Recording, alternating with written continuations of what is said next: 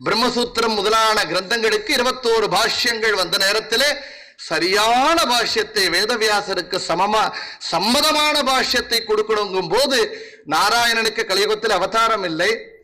பிரம்மதேவர் அவரே வர முடியும். பிரம்மதேவராலதான் பேர்பட்ட ஞானத்தை கொடுக்க பிரம்மதேவர் பூமி உலோகத்தில் அவதாரம் செய்பவர் கிடையாது.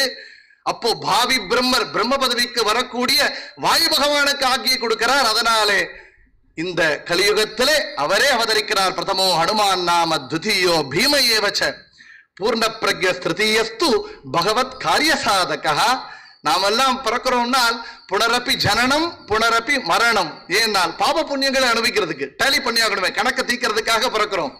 ஆனால் ஆச்சாரியருடைய பிறப்பு அவதாரம்னால் பாவ புண்ணியங்களுக்காக அல்ல, பகவத் காரிய சாதகா. ஸ்ரீராமம் ஹனுமத் சேவியம், ஸ்ரீகிருஷ்ணம் பீமசேவிதம், ஸ்ரீவியாசம் மத்வசம் சேவியம் நமாமி ஞான சித்தையே.